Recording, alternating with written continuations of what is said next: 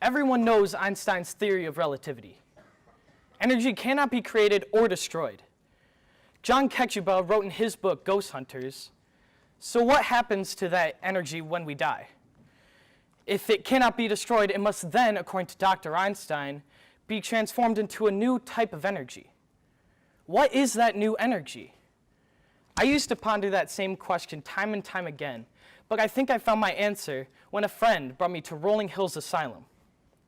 To put it bluntly, Rolling Hills was a dumping ground for Genesee County's undesirables. During its operation, it was a poorhouse, nursing home, and mental institution, among many other things. Currently, it is a mecca for ghost hunters. But to me, it was where I caught a fleeting glimpse of the afterlife. There was one point in the night when my friend and I were singing in a cold, dark room and attempting to communicate with spirit known as Big Jack. The cement room was lit only by the moonlight. We sat with our hands in our pockets, trying to rid ourselves of the frigid cold. And making us even more uneasy was the wind, which banged against the windows. For what seemed to be about half an hour, one of us would ask a question and then sit in a deafening silence, waiting for a response that would never come.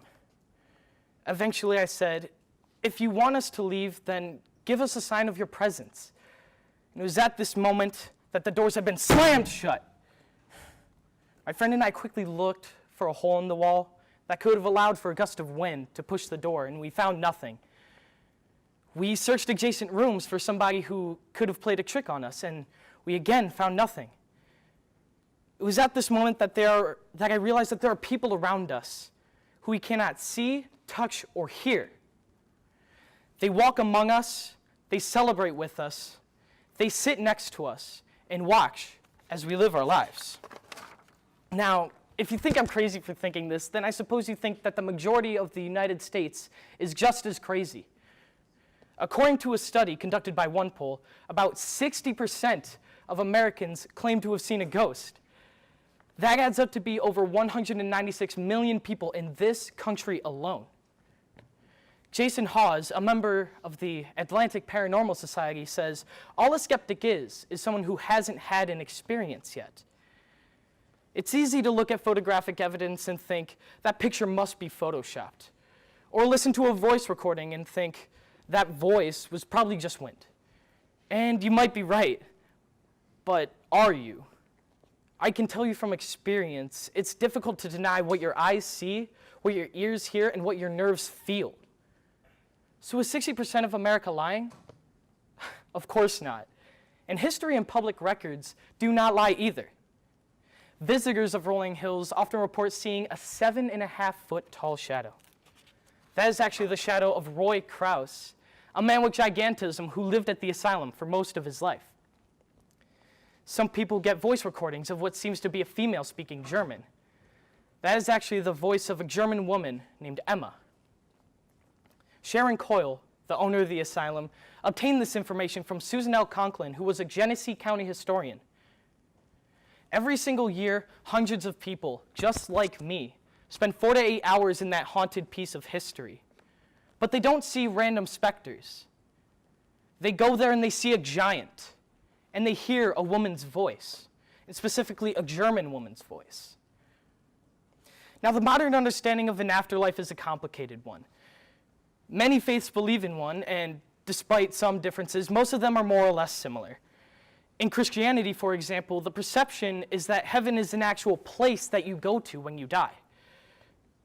Pastor Jonathan Parnell puts it, we don't actually go to heaven bodily because heaven isn't like our typical place that you go to.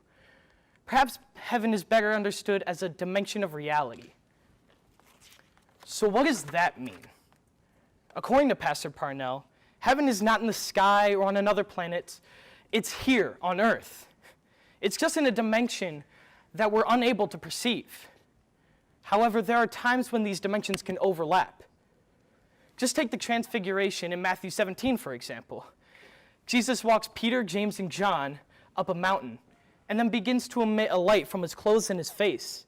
And then Moses and Elijah appear and begin talking to Jesus.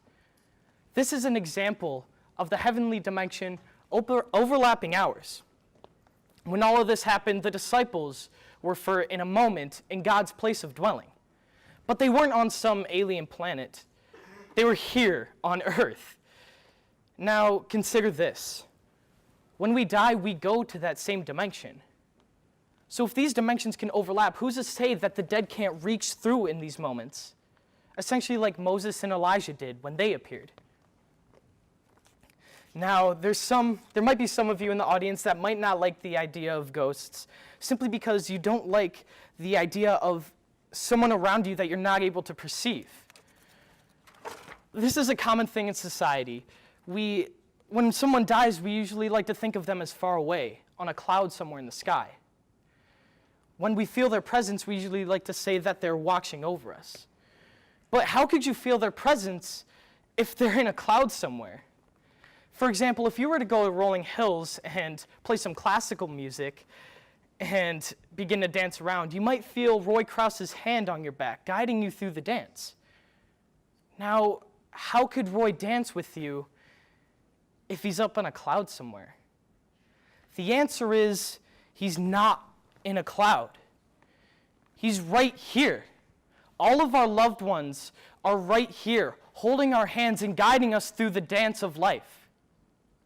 So seniors, when you graduate, or on your wedding day, or you're at your 30th anniversary, and you feel your loved one's presence, you feel them with you, don't look to the sky. Look next to you. They're in this empty seat, right next to you. You just can't see them.